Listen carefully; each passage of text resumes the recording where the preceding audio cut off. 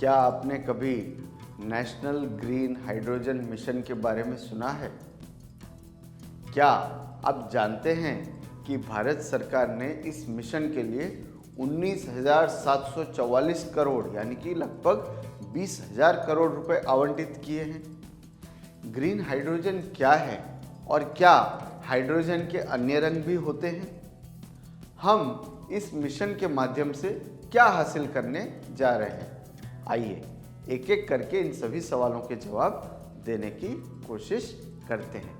स्वागत है आपका पठंती में ज्ञान का माइक्रोडोज। केंद्रीय मंत्रिमंडल ने राष्ट्रीय हरित हाइड्रोजन मिशन यानी कि नेशनल ग्रीन हाइड्रोजन मिशन को मंजूरी दी। मिशन के समग्र समन्वय और कार्यान्वयन के लिए नवीन और नवीकरणीय ऊर्जा मंत्रालय जिम्मेदार होगा। Green hydrogen transition programme site के लिए रणनीतिक हस्तक्षेप के तहत इस मिशन में दो अलग अलग क्षेत्रों को वित्तीय प्रोत्साहन दिए जाएंगे। पहला, इलेक्ट्रोलाइजर का घरेलू निर्माण और दूसरा, ग्रीन हाइड्रोजन का उत्पादन। मिशन उभरते अंतिम उपयोग क्षेत्रों और उत्पादन मार्गों में पायलट परियोजनाओं का भी समर्थन करेगा। बड़े पैमाने पर उत्पादन और या हाइड्रोजन के उपयोग का समर्थन करने में सक्षम क्षेत्रों की पहचान की जाएगी और उन्हें हरित हाइड्रोजन हब यानी कि ग्रीन हाइड्रोजन हब के रूप में विकसित किया जाएगा। ये वो लक्ष्य हैं जिन्हें मिशन एक विशेष समय सीमा में हासिल करने की कोशिश करेगा। क्या है वो लक्ष्य? पहला, मिशन का उद्देश्य भारत को हरित हाइड्रोजन के उत्पादन के लिए वैश्विक केंद्र बनाना और 2070 तक शून्य कार्बन उत्सर्जन प्राप्त करना है यानी कि zero carbon emission. Mission green hydrogen की मांग, निर्माण, उत्पादन, उपयोग और निर्यात की सुविधा प्रदान करेगा। देश के लगभग 125 गीगावाट की संबद्ध नवीनीकरणीय ऊर्जा क्षमता वृद्धि के साथ प्रतिवर्ष कम से कम 5 मिलियन मीट्रिक टन की हरित हाइड्रोजन उत्पादन क्षमता का विकास करेगा। कुल 8 लाख करोड़ रुपए से अधिक का निवेश होगा। 6 लाख से अधिक नौकरियों का सृजन होगा। जीवाश्म ईंधन यानी कि पेट्रोलियम, नेचुरल गैस आदि के आयात में 1 लाख करोड़ से अधिक की संचयी कमी होगी। वार्षिक ग्रीन हाउस गैस उत्सर्जन में लगभग 50 मिलियन मीट्रिक टन की कमी होगी और अत्याधुनिक तकनीकों का विकास भी होगा। तो ये सारे लक्ष्य हैं। अब हाइड्रोजन, ग्रीन हाइड्रोजन और अन्य प्रकार के हाइड्रोजन के बारे में बात करते हैं। हाइड्रोजन एक रंगहीन रासायनिक पदार्थ है और ब्रह्मांड में सबसे प्रचुर मात्रा में उपलब्ध तत्व यानी कि एलिमेंट है।